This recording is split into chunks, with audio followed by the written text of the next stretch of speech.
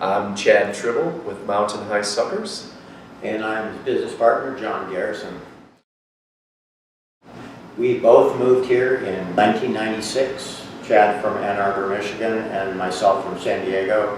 I think both of our goals was to do a lot of rock climbing in the Rocky Mountains here. We met, we were both working for a painting contractor doing final painting, and we met there, and from there we became climbing partners, rock climbing, and we were basically addicted to rock climbing at that point in our lives. And my wife was also a climber, and the three of us climbed together for years and years. And so we developed a very strong bond with the rock climbing. Today we're cycling, skiing, snowboarding, climbing, everything still. Started our friendship that way, and then Chad got into the sucker making, and I'll let him tell you about that. Excellent. John had gotten into caregiving growing in Colorado, and that's how the first medical dispensaries were able to acquire their cannabis to sell, was through caregiver growers. And one day John had me over to his house, and I hadn't been over there in a while, and he had a room dedicated with all the patient names on the wall. Started to let me know on caregiving growing, and it really interested me to be able to provide for dispensaries. So I started growing, and not too long after walking in to a few of those dispensaries to sell our homegrown, I would see patients come in with cookie trays, and they would be all happy, and they would trade they didn't know how strong they were cookies for X amount of cannabis from the dispensary. And it just kind of put something in my mind that it's going to be deeper than just cannabis. There's going to be products like this for patients. And I went to Barnes & Noble's and got a book on candy making and kind of looked at it for a little while. And for some reason, hard candy just was stuck in my mind. I saw this picture of a really clear sucker, and I said, how do you get an extraction or something into this sucker and have it be a sucker still? So I knew you couldn't put butter into a sucker. I started reading more about extractions and found ethanol extraction, and we've been doing ethanol extraction since day one. I learned it in my backyard like a lot of guys did, and we've obviously taken it to a different level now and know the science behind making a great extraction for what we would like to keep in it versus what we'd like to remove. And we surely try to keep it all whole plant and all together. So that's kind of our startup right there. I would have to say, because the quality of our product and the consistency of our product, 34 flavors, we just are a very caring company.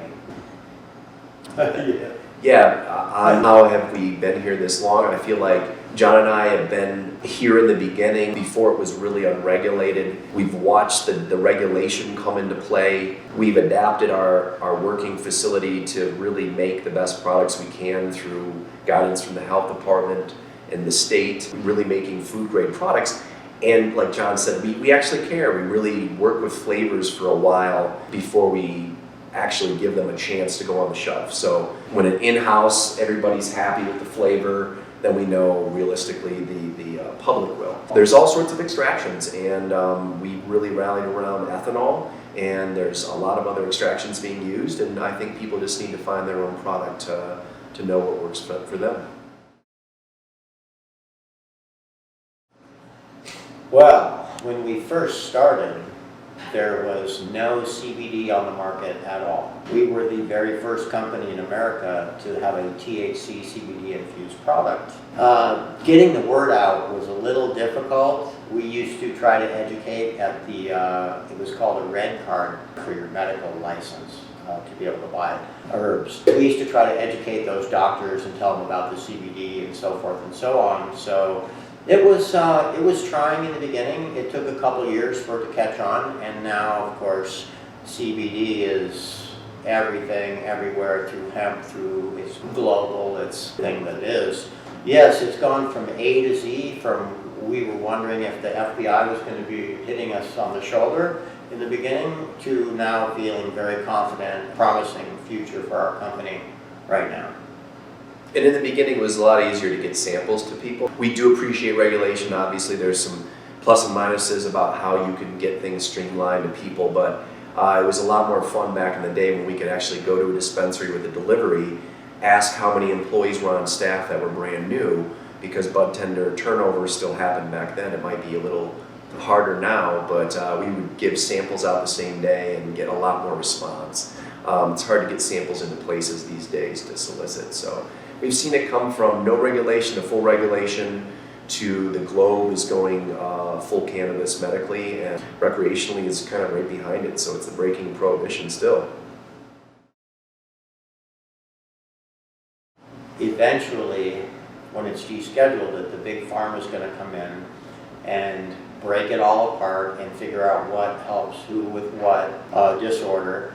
And then on the rec side, I see a very fruitful, awesome future all around the world in every way. So it's going to always be separated, in my opinion.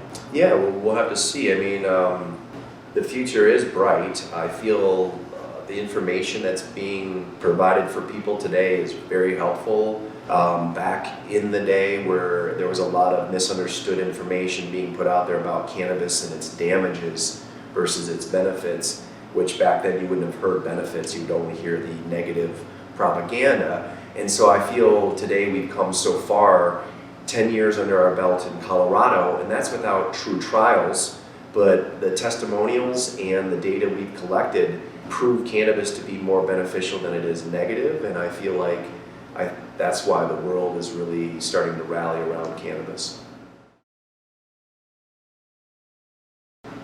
We're continuing to grow as our footprint is not just Colorado anymore. We'll be in a few different countries. We will be in a multitude of states and have a larger brand exposure.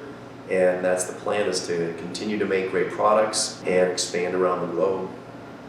I see next year being a very big turning point for Mountain High Suckers, just for the fact that HB 1090 just passed, allowing outside corporate money to come into the state and start buying up dispensaries and grows and whatever they want.